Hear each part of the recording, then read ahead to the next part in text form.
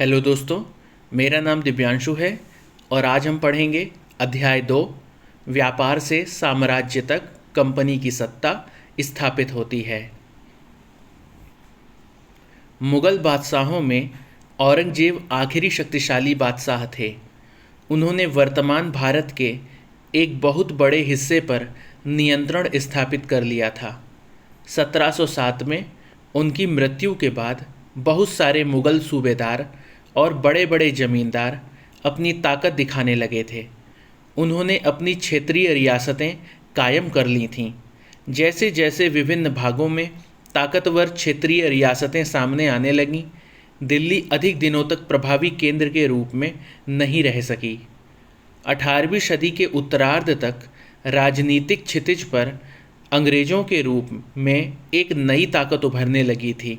क्या आप जानते हैं कि अंग्रेज पहल एक छोटी सी व्यापारिक कंपनी के रूप में भारत आए थे और यहाँ के इलाकों पर कब्जे में उनकी ज़्यादा दिलचस्पी नहीं थी। तो फिर ऐसा कैसे हुआ कि एक दिन वे इस विशाल साम्राज्य के स्वामी बन बैठे? इस अध्याय में आप देखेंगे कि यह कैसे हुआ। यहाँ पर चित्र नंबर 1 है। चित्र 1 कैप्टन हडसन द्वारा बहादुर शाह जफ़र और उनके बेटों की गिरफ्तारी। औरंगजेब के बाद कोई मुग़ल बादशाह इतना ताकतवर तो नहीं हुआ, लेकिन एक प्रतीक के रूप में मुग़ल बादशाहों का महत्व बना हुआ था। जब 1857 में ब्रिटिश शासन के विरुद्ध भारी विद्रोह शुरू हो गया तो विद्रोहियों ने मुग़ल बादशाह बहादुर शाह जफ़र को ही अपना नेता मान लिया था। जब विद्रोह कुचल दिया गया तो कंपनी ने बहादुर शाह जफ़र को देश छोड़ने के लिए मजबूर किया और उनके बेटों को जफ़र के सामने ही मार डाला। तो ये हैं बहादुर शाह जफ़र, जिन्हें गिरफ्तार किया जा रहा है। पूर्व में ईस्ट इंडिया कंपनी का आना। सन 1600 में ईस्ट इंडिया कंपनी ने इंग्लैंड की महारानी एलिजाबेथ प्रथम से चार्टर अर्थात इजाज़तनामा हासिल कर लिया, जिससे कंपनी को पूरब से व्यापार करने का एकाधिकार मिल गया।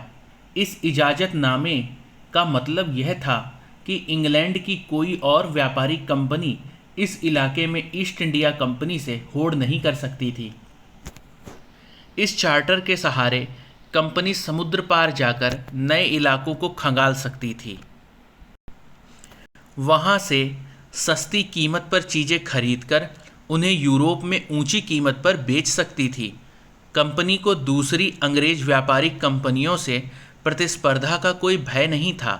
उस जमाने में वाणिज्यिक कंपनियां मोटे तौर पर प्रतिस्पर्धा से बचकर ही मुनाफा कमा सकती थीं। अगर कोई प्रतिस्पर्धी ना हो तभी वे सस्ती चीज़ें खरीदकर उन्हें ज़्यादा कीमत पर बेच सकती थीं। लेकिन यह शाही दस्तावेज दूसरी यूरोपीय ताकतों को पूरब के बाज़ारों में आने से नहीं रोक सकता था।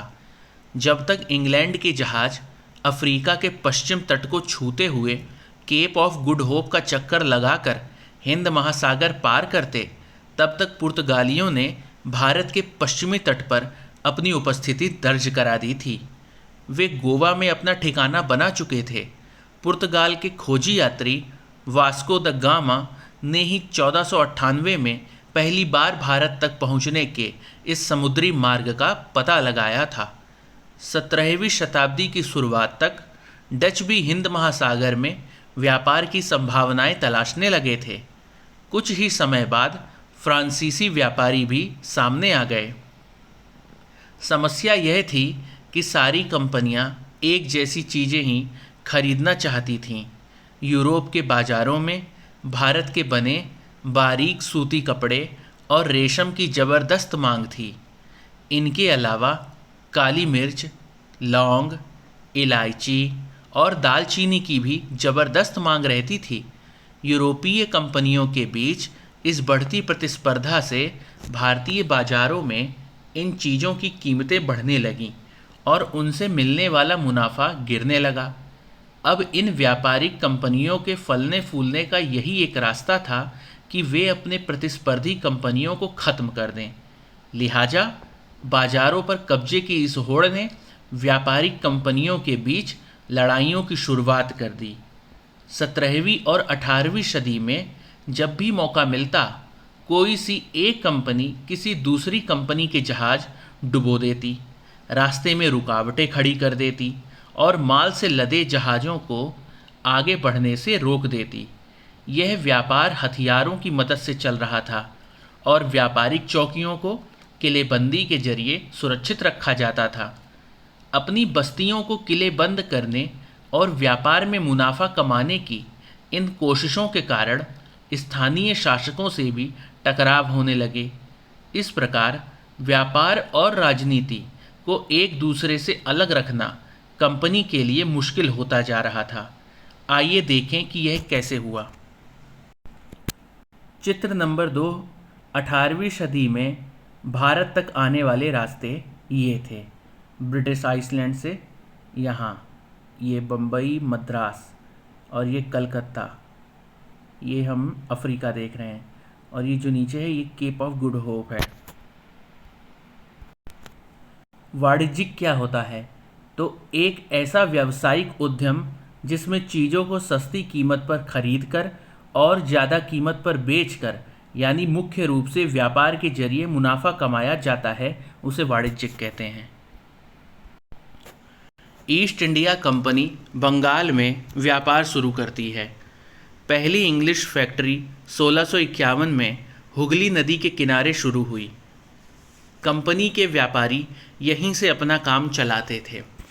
इन व्यापारियों को उस जमाने में फैक्टर कहा जाता था। इस फैक्ट्री में वेयर हाउस था जहां निर्यात होने वाली चीज़ों को जमा किया जाता था। यहीं पर उसके दफ्तर थे जिनमें कंपनी के अफसर बैठते थे। जैसे जैसे व्यापार फैला, कंपनी ने सौदागरों और व्यापारियों को फैक्ट्री के आसपास आकर बसने के लिए प्रेरित किया। 1696 तक कंपनी ने इस आबादी के चारों तरफ एक किला बनाना शुरू कर दिया था। 2 साल बाद उसने मुग़ल अफसरों को रिश्वत देकर 3 गांवों की ज़मींदारी भी खरीद ली। इनमें से एक गांव कालीकाता था जो बाद में कलकत्ता बना। अब इसे कोलकाता कहा जाता है। कंपनी ने मुग़ल सम्राट औरंगजेब को इस बात के लिए भी तैयार कर लिया कि वह कंपनी को बिना शुल्क चुकाए व्यापार करने का फरमान जारी कर दें। कंपनी ज़्यादा से ज़्यादा रियायतें हासिल करने और पहले से मौजूद अधिकारों का ज़्यादा से ज़्यादा फ़ायदा उठाने में लगी हुई थी। उदाहरण के लिए, औरंगजेब के फरमान से केवल कंपनी को ही शुल्क मुक्त व्यापार का अधिकार मिला था। कंपनी के जो अफसर निजी तौर पर व्यापार चलाते, उन्हें यह छूट नहीं थी, लेकिन उन्होंने भी शुल्क चुकाने से इनकार कर दिया। इससे बंगाल में राजस्व वसूली बहुत कम हो गई। ऐसे में भला बंगाल के नवाब मुर्शीद कुली खान विरोध क्यों न करते। फरमान, एक शाही आदेश को फरमान कहा जाता है। चित्र नंबर 3। मद्रास के जहाज़ों से सामान लाती स्थानीय नौकाएं। विलियम सिम्पसन द्वारा बनाया गया चित्र 1867 का है ये। तो ये है मद्रास के जहाज़ों से सामान लाती स्थानीय नौकाएं। ये स्थानीय नौकाएं हैं। व्यापार से युद्धों तक। 18वीं सदी की शुरुआत में कंपनी और बंगाल के नवाबों का टकराव काफ़ी बढ़ गया था। औरंगजेब की मृत्यु के बाद बंगाल के नवाब अपनी ताकत दिखाने लगे थे। उस समय दूसरी क्षेत्रीय ताकतों की स्थिति भी ऐसी ही थी। मुर्शीद कुली खान के बाद अलीवर्दी खान और उसके बाद सिराजुद्दौला बंगाल के नवाब बने। ये सभी शक्तिशाली शासक थे। उन्होंने कंपनी को रियायतें देने से मना कर दिया।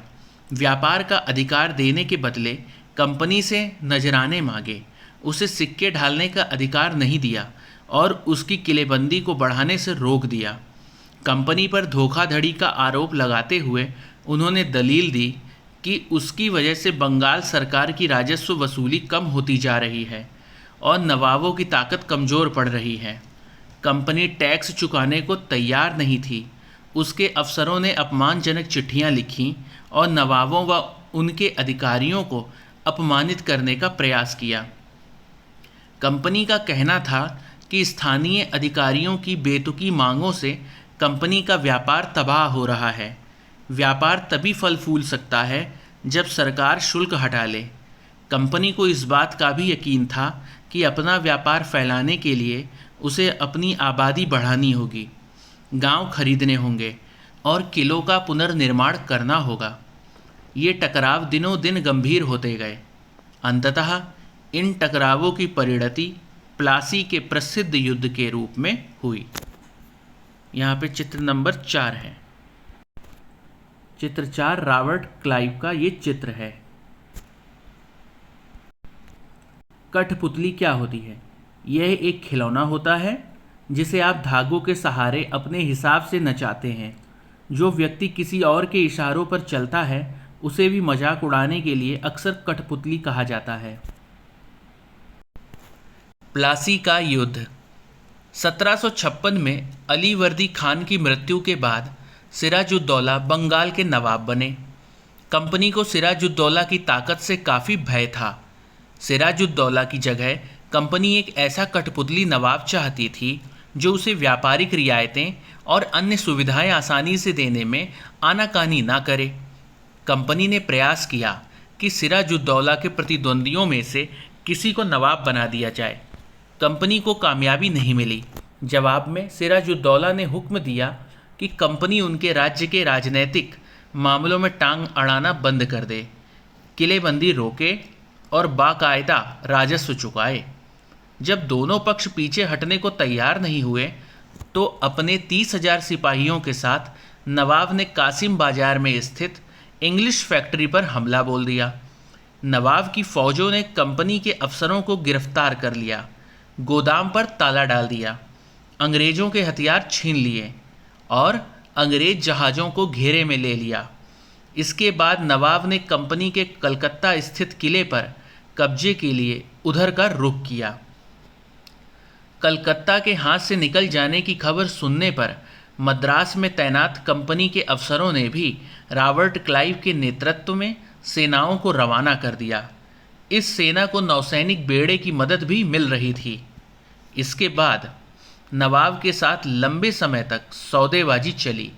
आखिरकार 1757 में रॉबर्ट क्लाइव ने प्लासी के मैदान में सिराजुद्दौला के खिलाफ कंपनी की सेना का नेतृत्व किया। नवाब सिराजुद्दौला की हार का एक बड़ा कारण उसके सेनापतियों में से एक सेनापति मीर जाफ़र की कारगुजारियां भी थीं। मीर जाफ़र की टुकड़ियों ने इस युद्ध में हिस्सा नहीं लिया। रॉबर्ट क्लाइव ने यह कहकर उसे अपने साथ मिला लिया था कि सिराजुद्दौला को हटाकर मीर जाफ़र को नवाब बना दिया जाएगा।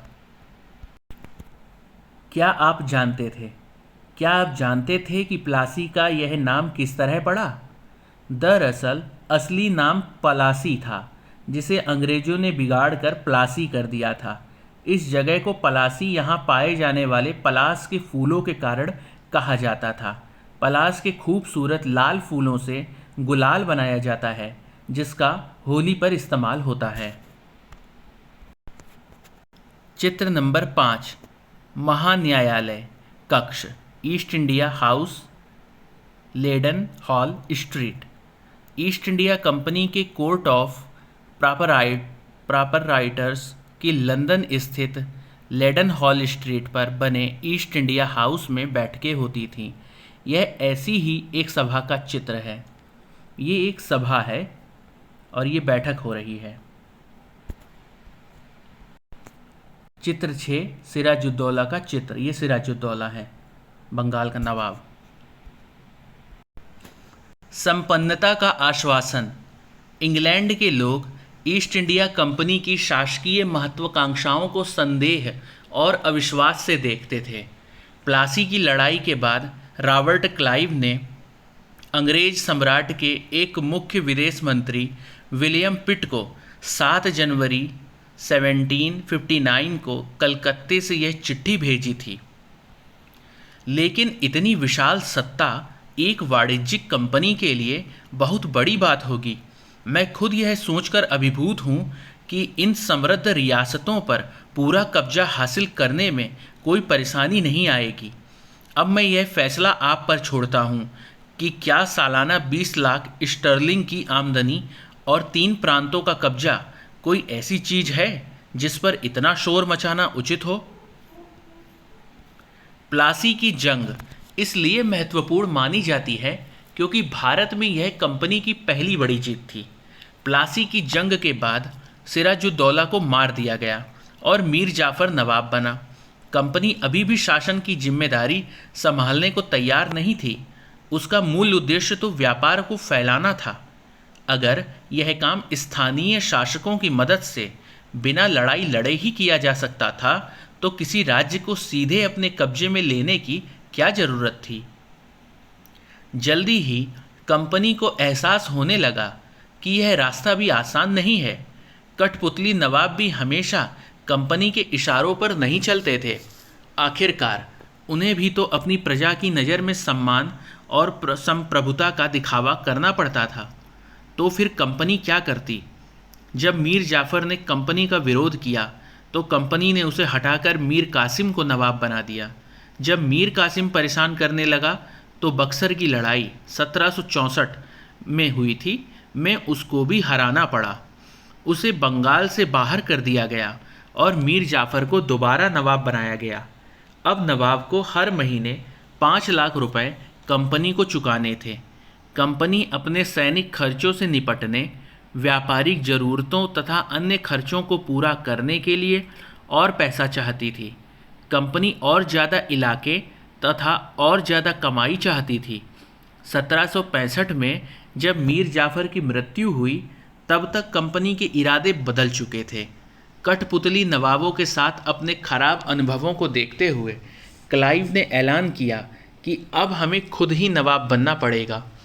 आखिरकार 1765 में मुग़ल सम्राट ने कंपनी को ही बंगाल प्रांत का दीवान नियुक्त कर दिया। दीवानी मिलने के कारण कंपनी को बंगाल के विशाल राजस्व संसाधनों पर नियंत्रण मिल गया था। इस तरह कंपनी की एक पुरानी समस्या हल हो गई थी। 18वीं सदी की शुरुआत से ही भारत के साथ उसका व्यापार बढ़ता जा रहा था, लेकिन उसे भारत में ज़्यादातर चीज़ें ब्रिटेन से लाए गए सोने और चांदी के बदले में खरीदनी पड़ती थीं। इसकी वजह ये थी कि उस समय ब्रिटेन के पास भारत में बेचने के लिए कोई ऐसी चीज़ नहीं थी। प्लासी की जंग के बाद ब्रिटेन से सोने की निकासी कम होने लगी और बंगाल की दीवानी मिलने के बाद तो ब्रिटेन से सोना लाने की ज़रूरत ही नहीं रही। अब भारत से होने वाली आमदनी के सहारे ही कंपनी अपने खर्चे चला सकती थी। इस कमाई से कंपनी भारत में सूती और रेशमी कपड़ा खरीद सकती थी, अपनी फ़ौजों को संभाल सकती थी और कलकत्ते में किलों और दफ्तरों के निर्माण की लागत उठा सकती थी। नवाब की शिकायतें। 1733 में बंगाल के नवाब ने इंग्लिश व्यापारियों के बारे में यह कहा था। जब वे पहली बार हमारे देश में आए थे तो उन्होंने सरकार के सामने विनती करते हुए कहा था कि उन्हें एक फैक्ट्री बनाने के लिए थोड़ी सी ज़मीन दे दी जाए। उन्हें वह ज़मीन तो मिल गई, पर उन्होंने तो वहाँ मजबूत किला ही खड़ा कर डाला। इसके चारों तरफ गड्ढे बना दिए जो नदी से जुड़ते हैं। दीवारों पर उन्होंने ना जाने कितनी तोपें तैनात कर दी हैं। उन्होंने बहुत सारे सौदागरों और अन्य लोगों को अपने मातहत रहने के लिए तैयार कर लिया है और वह 1 लाख रुपए राजस्व वसूल कर रहे हैं। वे असंख्य औरतों और मर्दों को उनके ही देश में गुलाम बनाकर लूट खसोट रहे हैं। कंपनी के अफसर नवाब बन बैठे। नवाब बनने का क्या मतलब था? इसका एक मतलब तो यही था कि कंपनी के पास अब सत्ता और ताकत थी, लेकिन इसके कुछ और फ़ायदे भी थे। कंपनी का हर कर्मचारी नवाबों की तरह जीने के ख्वाब देखने लगा था। प्लासी के युद्ध के बाद बंगाल के असली नवाबों को इस बात के लिए बाध्य कर दिया गया कि वे कंपनी के अफसरों को निजी तोहफे के तौर पर ज़मीन और बहुत सारा पैसा दें। खुद रॉबर्ट क्लाइव ने ही भारत में बेहिसाब दौलत जमा कर ली थी। 1743 में जब वह इंग्लैंड से मद्रास, जिसे अब चेन्नई कहते हैं, आया था तो उसकी उम्र 18 साल थी। 1767 में जब वह 2 बार गवर्नर बनने के बाद हमेशा के लिए भारत से रवाना हुआ तो यहाँ उसकी दौलत 4 लाख पौंड के बराबर थी। दिलचस्प बात यह है कि गवर्नर के अपने दूसरे कार्यकाल में उसे कंपनी के भीतर फैले भ्रष्टाचार को खत्म करने का काम सौंपा गया था, लेकिन 1772 में ब्रिटिश संसद में उसे खुद भ्रष्टाचार के आरोपों पर अपनी सफाई देनी पड़ी। सरकार को उसकी अकूत संपत्ति के स्रोत संदेहास्पद लग रहे थे। उसे भ्रष्टाचार आरोपों से बरी तो कर दिया गया, लेकिन 1774 में उसने आत्महत्या कर ली। कंपनी के सभी अफसर क्लाइव की तरह दौलत इकट्ठा नहीं कर पाए। बहुत सारी बीमारियों और लड़ाई के कारण कम उम्र में ही मौत का निवाला बन गए। इसके अलावा उन सभी को भ्रष्ट और बेईमान मानना भी सही नहीं होगा। उनमें से बहुत सारे अफसर साधारण परिवारों से आए थे। उनकी सबसे बड़ी इच्छा बस यही थी कि वे भारत में ठीक ठाक पैसा कमाएं और ब्रिटेन लौटकर आराम की ज़िंदगी बसर करें। जो जीते जी धन दौलत लेकर वापस लौट गए, उन्होंने वहाँ आलीशान जीवन जिया। उन्हें वहाँ के लोग नवाब कहते थे। यह भारतीय शब्द नवाब का ही अंग्रेजी संस्करण बन गया था। उन्होंने लोग अक्सर नए अमीरों और सामाजिक हैसियत में रातों रात ऊपर आने वाले लोगों के रूप में देखते थे। नाटकों और कार्टूनों में उनका मजाक उड़ाया जाता था। कंपनी का फैलता शासन। यदि हम 1757 और 1857 के बीच ईस्ट इंडिया कंपनी के द्वारा भारतीय राज्यों पर कब्जे की प्रक्रिया को देखें तो कुछ महत्वपूर्ण बातें सामने आती हैं। किसी अनजान इलाके में कंपनी ने सीधे सैनिक हमला प्रायः नहीं किया। उसने किसी भी भारतीय रियासत का अधिग्रहण करने से पहले विभिन्न राजनीतिक, आर्थिक और कूटनीतिक साधनों का इस्तेमाल किया। बक्सर की लड़ाई जो 1764 में हुई थी के बाद कंपनी ने भारतीय रियासतों में रेजिडेंट तैनात कर दिए। ये कंपनी के राजनीतिक या व्यावसायिक प्रतिनिधि होते थे। उनका काम कंपनी के हितों की रक्षा करना और उन्हें आगे बढ़ाना था। रेजिडेंट के माध्यम से कंपनी के अधिकारी भारतीय राज्यों के भीतरी मामलों में भी दखल देने लगे थे। अगला राजा कौन होगा, किस पद पर किसको बिठाया जाएगा, इस तरह की चीज़ें भी कंपनी के अफसर ही तय करना चाहते थे। कई बार कंपनी ने रियासतों पर सहायक संधि भी थोप दी।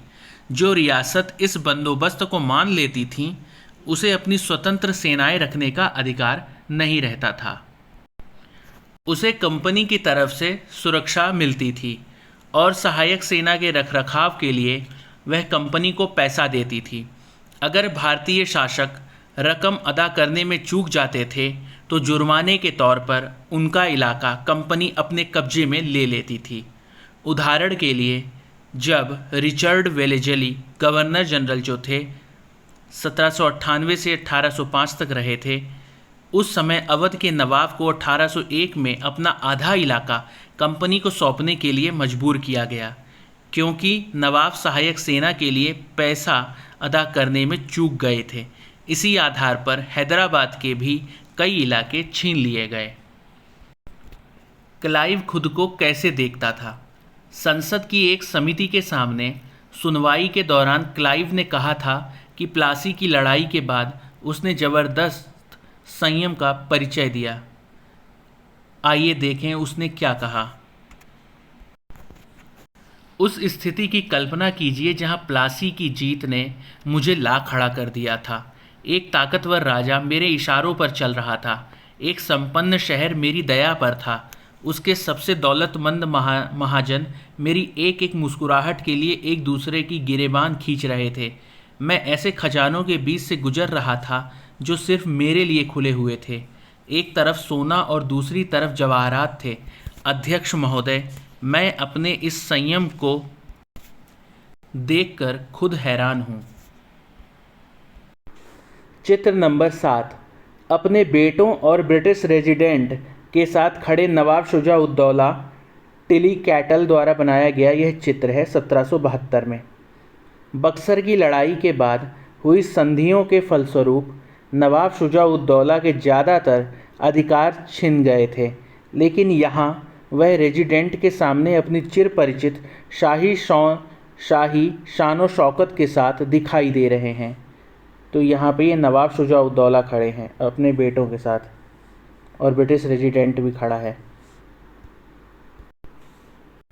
निषेधाज्ञा अर्थात निर्देश, अधीनस्थता अर्थात दब्बूपन, यहाँ पर जो शब्द आए हैं उनका ये अर्थ है। रेजिडेंट की ताकत क्या होती थी? कंपनी द्वारा नियुक्त किए गए रेजिडेंट्स के बारे में स्कॉटलैंड के एक प्रसिद्ध अर्थशास्त्री और राजनीतिक दार्शनिक जेम्स मिल ने यह कहा था। दरअसल रेजिडेंट रियासत का राजा होता है। हम उसे अहस्तक्षेप की मनचाही निषेधाज्ञा के तहत काम करने की छूट देते हैं। जब तक स्थानीय राजा पूरी तरह अधीनस्थ रहता है और रेजिडेंट यानी ब्रिटिश सरकार के माफिक काम करता है तो चीज़ें आराम से चलती रहती हैं। शासन के कामों में रेजिडेंट की दखलंदाजी के बिना सब कुछ चल जाता है। जब भी कुछ अलग तरह का घटता है, जब भी राजा कोई ऐसा रास्ता अपनाता है जिसे ब्रिटिश सरकार गलत मानती है, तो टकराव और उथल पुथल पैदा हो जाता है। टीपू सुल्तान, शेर-ए-मैसूर। जब कंपनी को अपने राजनीतिक और आर्थिक हितों पर खतरा दिखाई दिया तो कंपनी ने प्रत्यक्ष सैनिक टकराव का रास्ता भी अपनाया। दक्षिण भारतीय राज्य मैसूर के उदाहरण से यह बात समझी जा सकती है।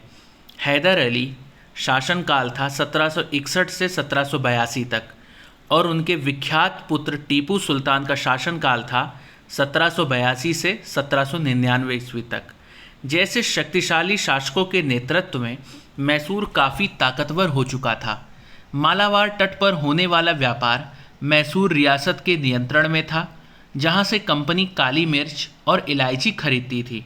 1785 में टीपू सुल्तान ने अपनी रियासत में पड़ने वाले बंदरगाहों से चंदन की लकड़ी, काली मिर्च और इलायची का निर्यात रोक दिया।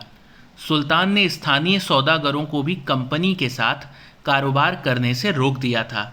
टीपू सुल्तान ने भारत में रहने वाले फ्रांसीसी व्यापारियों से घनिष्ठ संबंध विकसित किए और उनकी मदद से अपनी सेना का आधुनिकीकरण किया।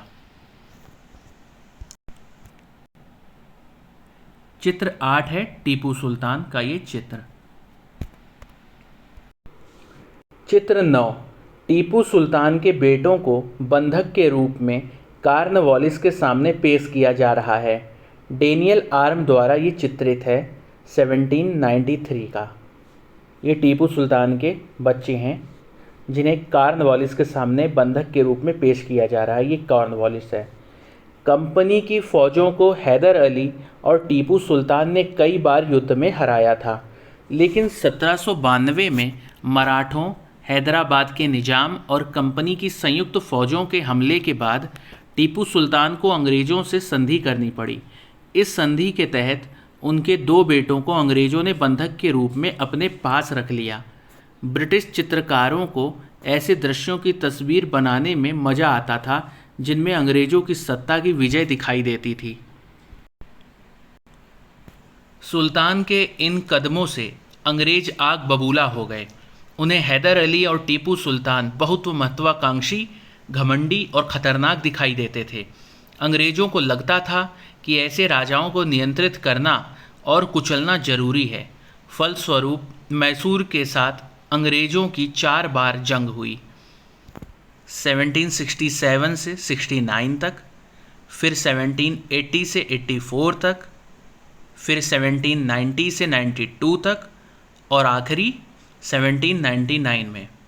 श्रीरंगपट्टनम की आखिरी जंग में कंपनी को सफलता मिली। अपनी राजधानी की रक्षा करते हुए टीपू सुल्तान मारे गए और मैसूर का राजकाज पुराने वोडियार राजवंश के हाथ में सौंप दिया गया।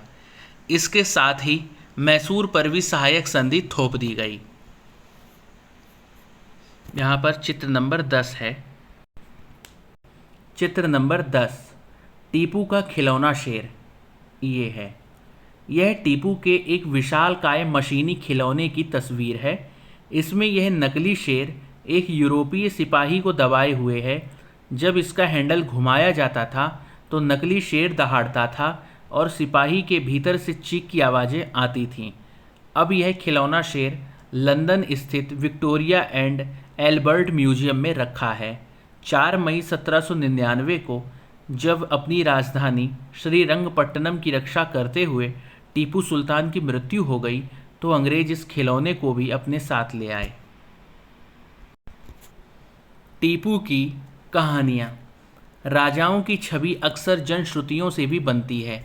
प्रचलित किस्सों में उनकी ताकत का खूब यशगान किया जाता है। 1782 में मैसूर के राजा बने टीपू सुल्तान के बारे में कहा जाता है कि एक बार वे अपने फ्रांसीसी दोस्त के साथ जंगल में शिकार खेलने गए। वहाँ एक शेर उनके सामने आ गया।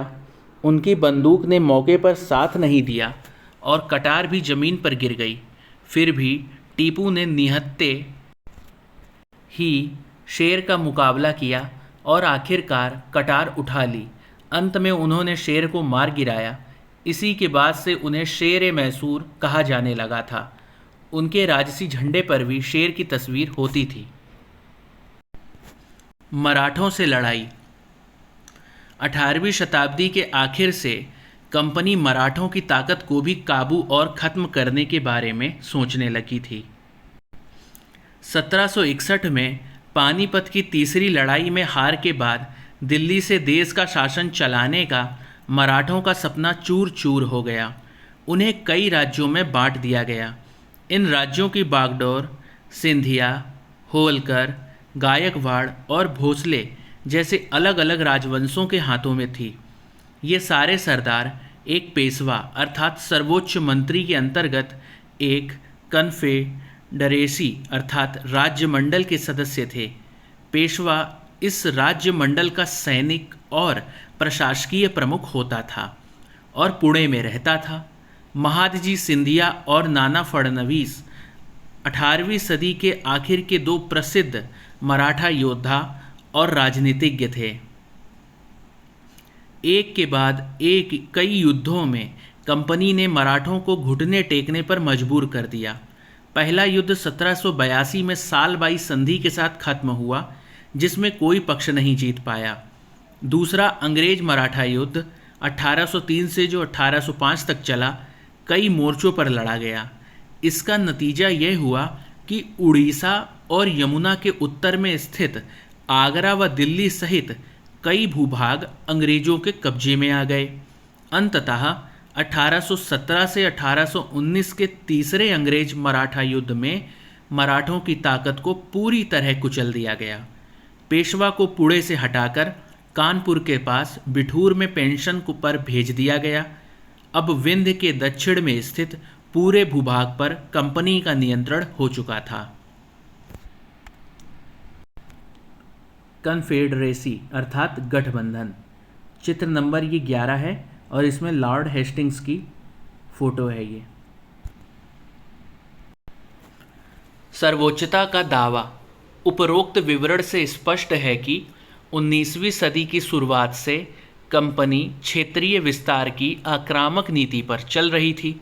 लॉर्ड हेस्टिंग्स 1813 से 1823 तक गवर्नर जनरल रहे, के नेतृत्व में सर्वोच्चता की एक नई नीति शुरू की गई।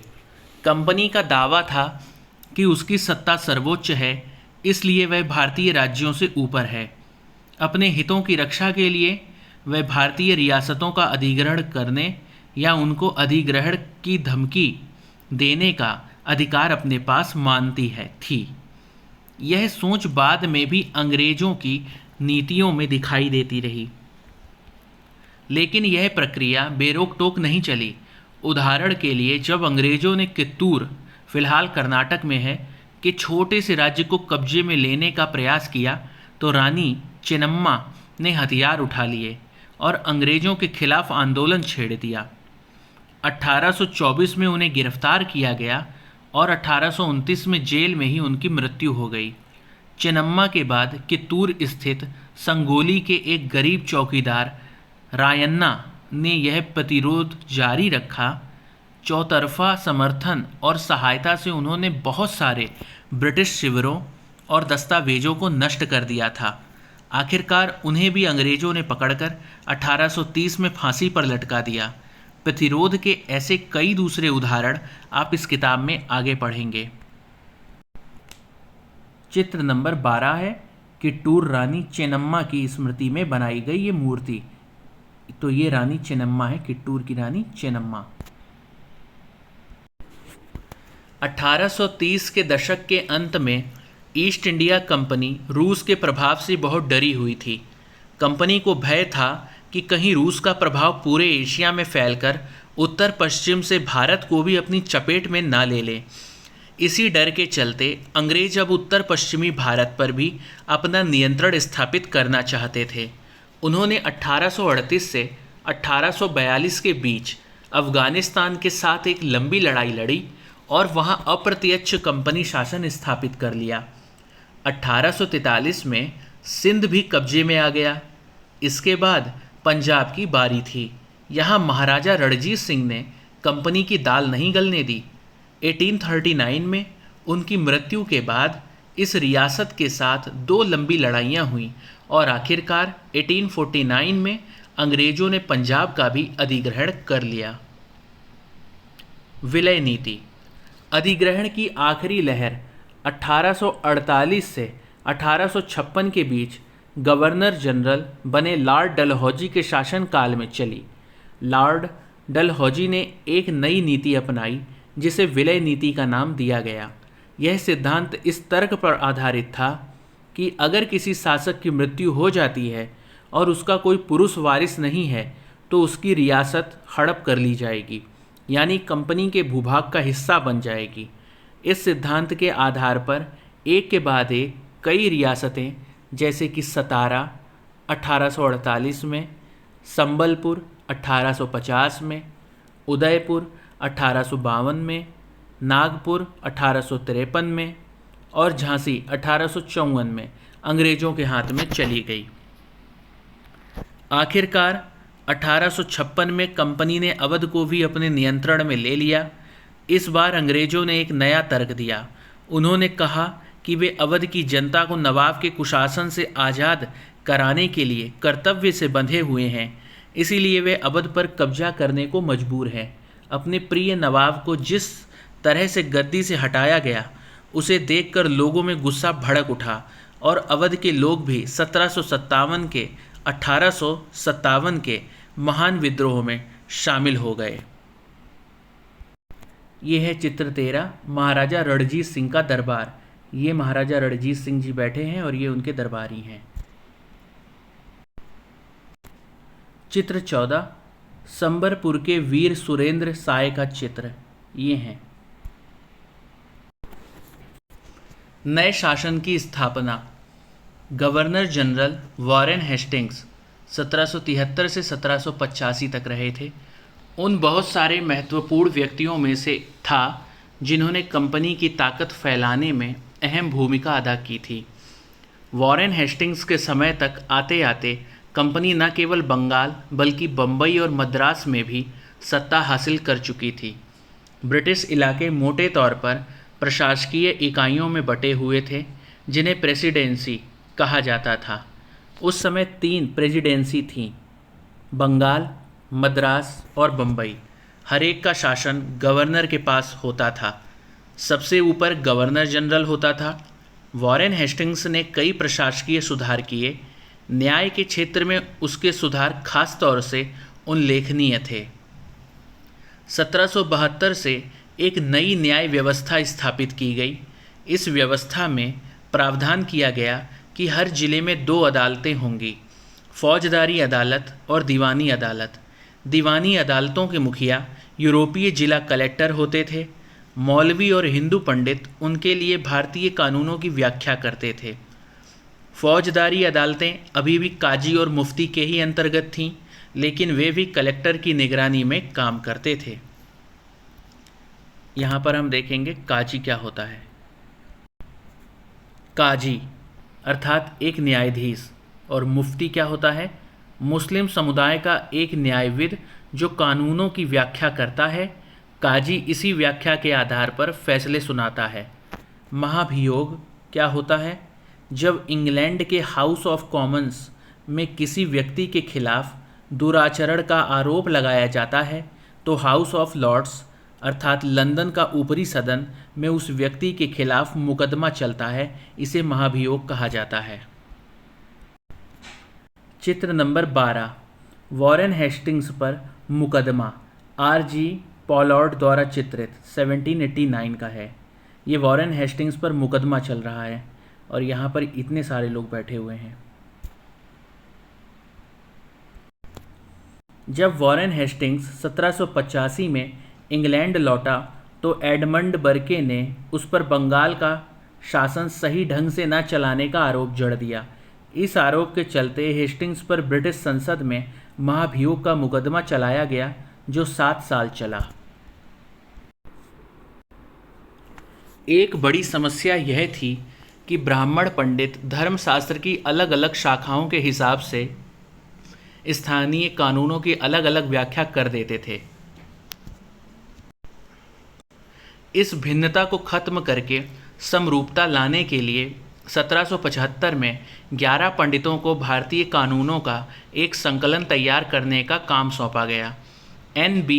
हॉल हेड ने इस संकलन का अंग्रेजी में अनुवाद किया। 1778 तक यूरोपीय न्यायाधीशों के लिए मुस्लिम कानूनों की भी एक संहिता तैयार कर ली गई।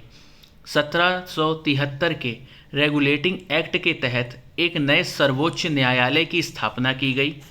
इसके अलावा कलकत्ता में अपीलीय अदालत सदर निजामत अदालत की भी स्थापना की गई।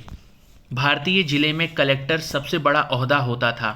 जैसा कि नाम से ही पता चलता है, उसका मुख्य काम लगान और कर इकट्ठा करना तथा न्यायाधीशों, पुलिस अधिकारियों व दारोगा की सहायता से जिले में कानून व्यवस्था बनाए रखना होता था। उसका कार्यालय कलेक्ट्रेट सत्ता और संरक्षण का नया केंद्र बन गया था, जिसने पुराने सत्ता केंद्रों को हाशिए पर ढकेल दिया। कंपनी की फौज। कंपनी के साथ भारत में शासन और सुधार के नए विचार तो आए, लेकिन उसकी असली सत्ता सैनिक ताकत में थी। मुगल फौज मुख्य रूप से घुड़सवार अर्थात घोड़े पर चलने वाले प्रशिक्षित को सवार कहते थे, और पैदल सेना थी। उन्हें तीरंदाजी और तलवारबाजी का प्रशिक्षण दिया जाता था। सेना में सवारों का दबदबा रहता था और मुगल साम्राज्य को एक विशाल पेशेवर प्रशिक्षण वाली पैदल सेना की जरूरत महसूस नहीं होती थी। ग्रामीण इलाकों में सशस्त्र किसानों की बड़ी संख्या थी। स्थानीय जमींदार मुगलों को जरूरत पड़ने पर पैदल सिपाही मुहैया कराते थे। 18वीं सदी में जब अवध और बनारस जैसी रियासतों में किसानों को भर्ती करके उन्हें पेशेवर सैनिक प्रशिक्षण दिया जाने लगा तो यह सूरत बदलने लगी। ईस्ट इंडिया कंपनी ने जब अपनी सेना के लिए भर्ती शुरू की तो उसने भी यही तरीका अपनाया। अंग्रेज अपनी सेना को सिपाही अर्थात जो भारतीय शब्द सिपाही से ही बना है, आर्मी कहते थे। 1820 के दशक से जैसे जैसे युद्ध तकनीक बदलने लगी, कंपनी की सेना में घुड़सवार टुकड़ियों की ज़रूरत कम होती गई। इसकी वजह यह थी कि ब्रिटिश साम्राज्य बर्मा, अफ़गानिस्तान और मिस्र में भी लड़ रहा था, जहां सिपाही मस्केट अर्थात तोड़ेदार बंदूक और मैचलॉक से लैस होते थे। कंपनी की सेना के सिपाहियों को बदलती सैनिक आवश्यकताओं का ध्यान रखना पड़ता था और अब उसकी पैदल टुकड़ी ज़्यादा महत्वपूर्ण होती जा रही थी। 19वीं सदी की शुरुआत में अंग्रेज एक समरूप सैनिक संस्कृति विकसित करने लगे थे। सिपाहियों को यूरोपीय ढंग का प्रशिक्षण, अभ्यास और अनुशासन सिखाया जाने लगा। अब उनका जीवन पहले से भी ज़्यादा नियंत्रित था। इस कोशिश में कभी कभी समस्याएं भी आ जाती थीं, क्योंकि पेशेवर सिपाहियों की सेना खड़ा करने के चक्कर में अंग्रेज कई बार जाति और समुदाय की भावनाओं को नज़रअंदाज कर देते थे। भला लोग अपनी जातीय और धार्मिक भावनाओं को इतनी आसानी से कैसे छोड़ सकते थे? क्या वे खुद को अपने समुदाय का सदस्य मानने की बजाय सिर्फ सिपाही मान सकते थे? सिपाही क्या महसूस करते थे? अपने जीवन और अपनी पहचान, यानी वे कौन हैं, इस बात के एहसास में जो बदलाव आ रहे थे, उनको सिपाहियों ने किस तरह देखा? 1857 का विद्रोह हमें सिपाहियों की इस दुनिया की झलक दिखलाता है। इस विद्रोह के बारे में आप अध्याय 5 में पढ़ेंगे। यहाँ पर है, मैं सबके शत्रु और उत्पीड़क पर महाभियोग चला रहा हूँ। वॉरेन हेस्टिंग्स के महाभियोग की कार्रवाई के दौरान एडमंड बर्क ने एक उत्तेजनापूर्ण भाषण दिया, जिसका एक हिस्सा इस प्रकार था: मैं उनके अर्थात हेस्टिंग्स के ऊपर भारत के लोगों की ओर से महाभियोग चला रहा हूँ, जिनके अधिकारों को उन्होंने पैरों तले रौंद दिया और जिनके देश को उन्होंने रेगिस्तान बना दिया है। अंत में मानव स्वभाव के नाम पर, स्त्री पुरुष के नाम पर, हर उम्र के नाम पर, हर ओहदे के नाम पर मैं सबके साझा शत्रु और सबके उत्पीड़क पर महाभियोग चला रहा हूँ। धर्मशास्त्र क्या होता है? संस्कृत की ऐसी कृतियाँ जिनमें सामाजिक तौर तरीकों और आचरण के सिद्धांतों की व्याख्या की जाती है, ये धर्मशास्त्र ईसा पूर्व 500 वर्ष से भी पहले लिखे गए थे। सवार क्या होता है? अर्थात घुड़सवार को सवार कहते हैं। मस्केट का मतलब पैदल सिपाहियों द्वारा इस्तेमाल की जाने वाली एक भारी बंदूक, और मैचलॉक शुरुआती दौर की बंदूक जिसमें बारूद को माचिस से चिंगारी दी जाती थी। चित्र नंबर 13, कंपनी के लिए काम करने वाला बंगाल का एक सवार अर्थात घुड़सवार, एक अज्ञात भारतीय चित्रकार द्वारा बनाया गया चित्र है। ये 1780 का ये एक घुड़सवार है। मराठों और मैसूर के साथ हुए युद्धों के बाद कंपनी को अपनी घुड़सवार टुकड़ियों को मजबूत करने की अहमियत समझ में आने लगी थी। निष्कर्ष: ईस्ट इंडिया कंपनी एक व्यापारिक कंपनी से बढ़ते बढ़ते एक भौगोलिक औपनिवेशिक शक्ति बन गई। 19वीं सदी की शुरुआत में नई भाप तकनीक के आने से यह प्रक्रिया और तेज हुई। तब तक समुद्र मार्ग से भारत पहुंचने में 6 से 8 महीने का समय लग जाता था। भाप से चलने वाले जहाज़ों ने यह यात्रा 3 हफ्तों में समेट दी। इसके बाद तो ज़्यादा से ज़्यादा अंग्रेज और उनके परिवार भारत जैसे दूर देश में आने लगे।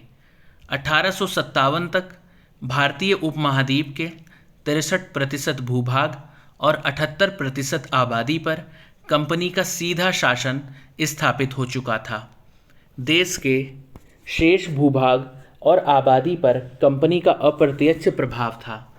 इस प्रकार व्यावहारिक स्तर पर ईस्ट इंडिया कंपनी पूरे भारत को अपने नियंत्रण में ले चुकी थी। अन्यत्र देखते हैं, दक्षिण अफ्रीका में दास व्यापार। डच व्यापारी 17वीं सदी में दक्षिण अफ्रीका पहुँचे। जल्द ही दास व्यापार शुरू हो गया। लोगों को बंधक बनाकर जंजीरों में बांधकर दास बाजारों में बेचा जाने लगा। 1834 में दास प्रथा के अंत के समय अफ्रीका के दक्षिणी सिरे पर स्थित केप में निजी स्वामित्व में दासों की संख्या 36,774 थी। 1824 में केप आने वाले एक यात्री ने वहां होने वाली नीलामी का आंखों देखा ब्यौरा प्रस्तुत किया है। यह मालूम होने पर कि पशुओं, कृषि उत्पादों की नीलामी होने वाली है, हमने अपनी गाड़ी नए बैल खरीदने के लिए रोक ली। नीलामी के माल में एक स्त्री दास और उसके 3 बच्चे थे। किसानों ने पशुओं के समान ही उन्हें परखा। उन्हें अलग अलग खरीदारों को बेच दिया गया। माँ ने चिंता, वेदना और आंसू भरी आंखों से बच्चों की तरफ देखा। दुखी बच्चे व्याकुल माँ बाप से चिपक गए। यह दृश्य दिल को पिघलाने वाला था। इसके विपरीत मौजूद दर्शकों के चेहरे हंसते हुए एवं असंवेदनशील थे। नाइजल वॉर्डन द्वारा लिखित the chains that bind us, a history of slavery at the Cape, 1996। तो दोस्तों यहाँ पर हमारा चैप्टर समाप्त हो जाता है।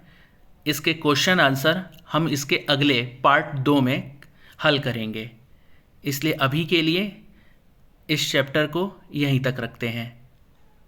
आप सबका हमारे साथ जुड़े रहने के लिए बहुत बहुत धन्यवाद।